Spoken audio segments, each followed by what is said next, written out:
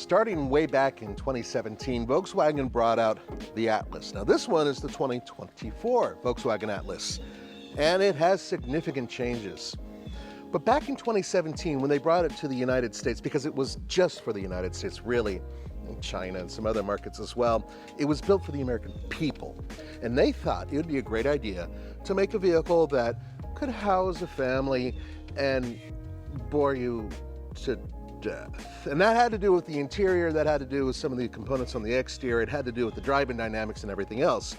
Well, the good news is Volkswagen has addressed many of those issues with the revised 2024 Volkswagen Atlas and the Atlas Cross Sport. And in this video, we're going to talk all about it, tell you what the changes are, and take you for a drive.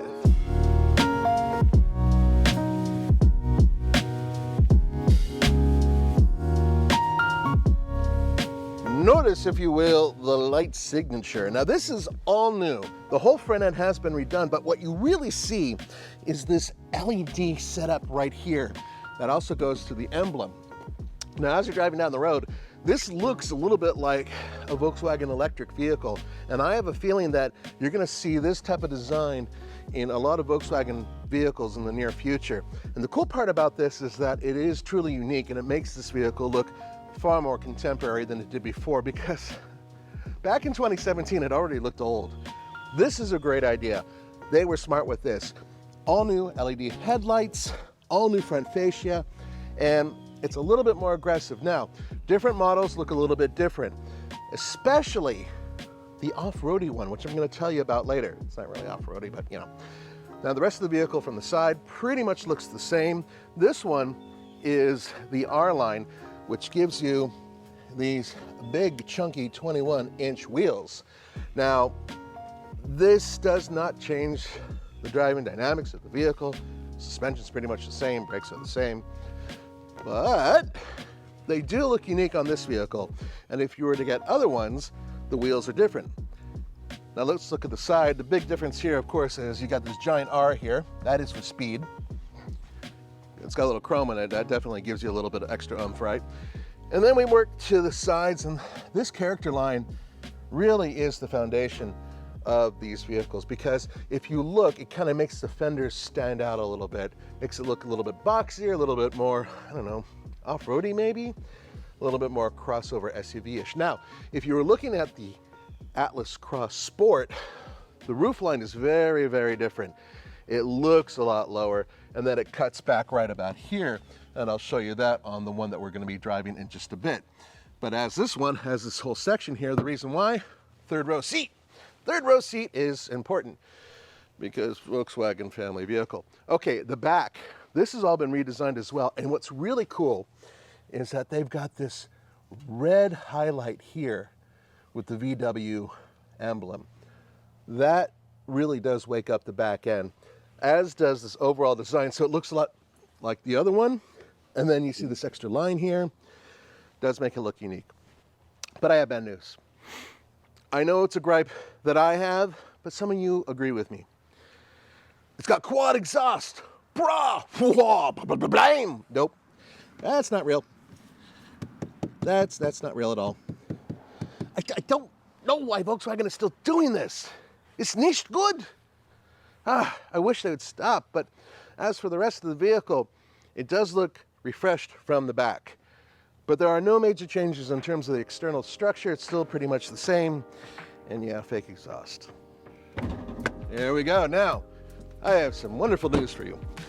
You see, Volkswagen wanted more torque, but they also wanted a more efficient engine, one that will be able to sit in Volkswagens for a longer period of time. Because the V6, not the cleanest, not the best engine that they had before, perhaps. I know a lot of you are VR6 fans, but so be it. This is a 2-liter 4-cylinder engine. It's actually related to the 4-cylinder turbocharged engine that was inside of the Golf R. However, this one's been mildly detuned, and it puts out 269 horsepower and 273 pound-feet of torque. Hooked up to an 8-speed automatic transmission that powers the front wheels, you can get 4-motion all-wheel drive. Now, if you do that, you go from, it depends on the trim, so around 23 mpg combined with front-wheel drive model to about 22 mpg combined with the all-wheel drive model. So not a major drop, but here's the good news. It still tows quite a bit, 5,000 pounds, maximum tow. That's pretty good. But for those of you who might be keeping track, it lost 7 horsepower over the V6, but it gained torque. Also, it's not best in class. Actually, in terms of torque, if you were looking at the Highlander, the regular Highlander kind of kicks its butt. So it's not best in class really in anything it's doing, but it's sort of mid-class. But I have really good news. The interior, which in my book was one of the worst in class, has graduated. It's gotten better. Okay, now this is where the news gets really good, and that's because this is where Volkswagen was failing. I'm not the only one to say that. You guys have said it as well. But this has significantly changed, all for the better, I would say. That is a 12-inch screen, my friends, and that is new. And then in front of me, that is a 10.25-inch screen, and both of these are standard. But it gets better. You know what else is standard? Heated steering wheel, even on the base model. You know what else is standard? Ventilated seats in the front. Standard. Here's more good news.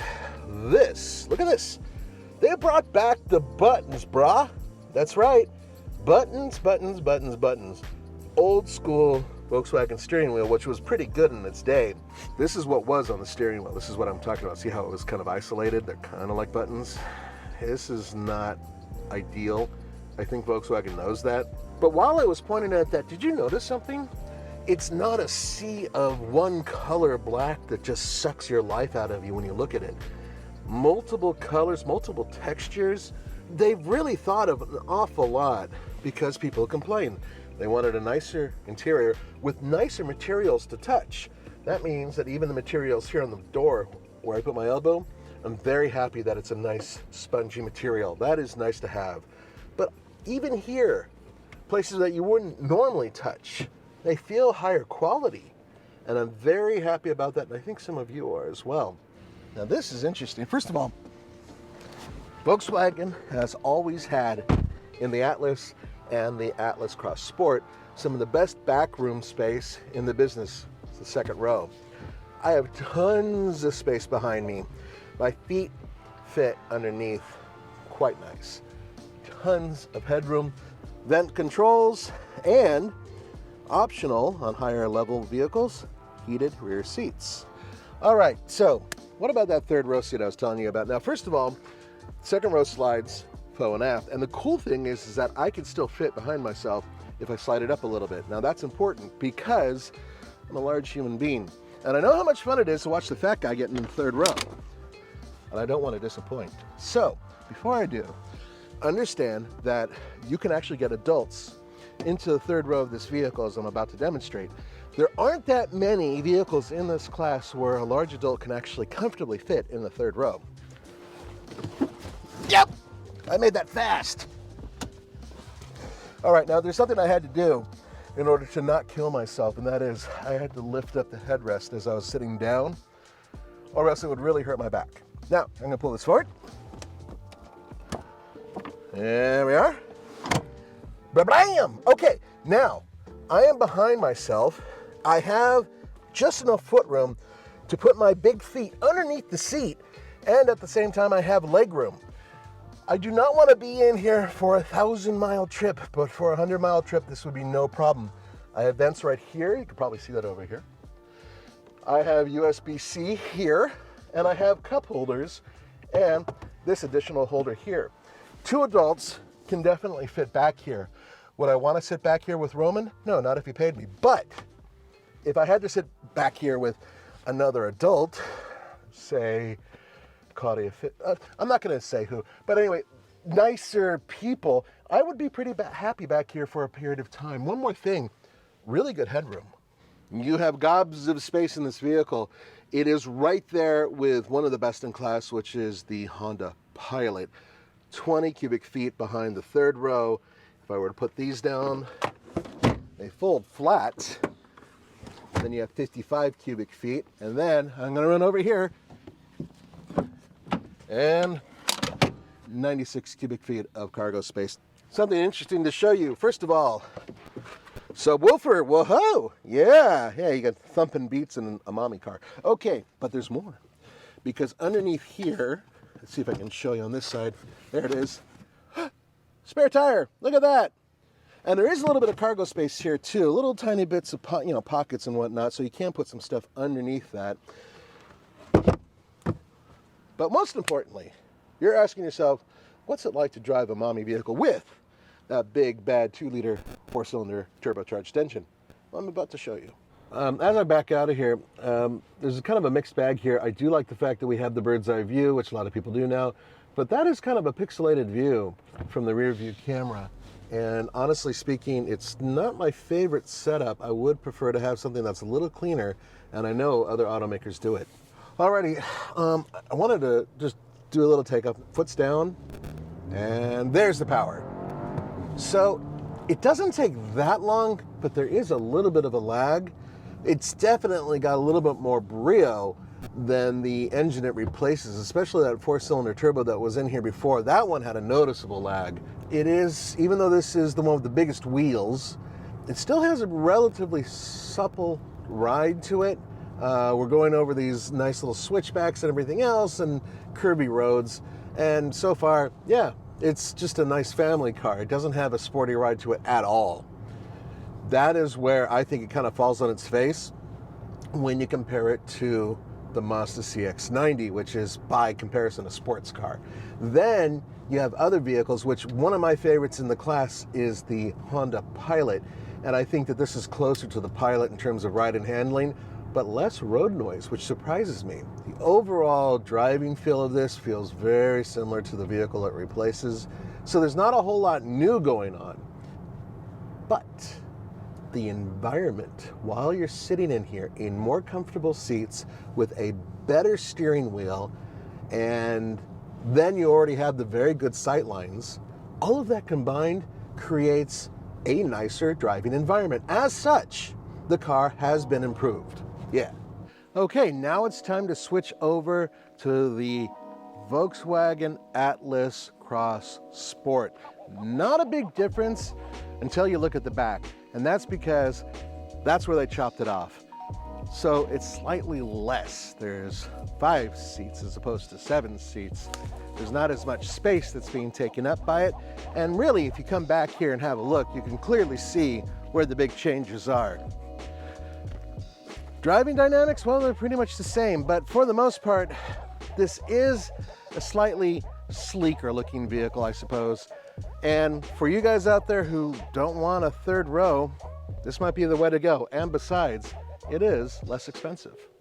Prices start at $37,725 for the base model front-wheel drive SE, and then they go up to $52,455 for the SEL Premium R-Line. Now, if you decide to get the Atlas Cross Sport, base models start at $36,715 for the front-wheel drive base SE and go all the way up to the $51,445 all-wheel drive SEL Premium R-Line. Now, what you're looking at now is something special, and that's because only the Atlas, not the Atlas Cross Sport, gives you this vehicle, which is the Peak. This is a very special model, right? The Peak Edition comes either with the SE or the SEL, and as you can see, it says Peak Edition. And it has 18-inch painted black wheels with these Continental cross-contact all-terrain tires. But, you know, they're not super beefy, but it does look kind of cool. In addition, you get a lot of this cladding, which is off-roady-ish, and it goes all the way across. And if you come on over here, the lower chin is also unique. But there's more. There's 2 different colors, including avocado. I'm not kidding. That's only available with the Peak Edition, and come on in here, because you have unique interior trim. That includes the orange and this gray inlay and the unique stitching throughout. So the cool thing is that you can get this in 2 different trims, and so that way if you want to get one that doesn't have quite as much stuff in it, you can certainly do that, or you can go almost to the very top of the line where you're going to be spending over 50 grand for one of these. Either way, you don't get it with the trailer. That you have to add later. So both the Atlas and the Atlas Cross Sport, well, they've kind of gone through a fundamental change, but they haven't gone through one that has completely changed the vehicle. Yeah, it has a new heart, but it kind of feels like the old one with a little bit more brio. It's still a family hauler and it's still a utilitarian SUV, but it hasn't really changed very much. But they did listen to the customers and they did revise the interior, and that to me is one of the biggest wins on this vehicle. However, it's not class leading in any way. It's right there in the middle. Is that the right thing to do with Volkswagen? That's up to you guys to decide. Thanks for joining me. I'll see you guys next time.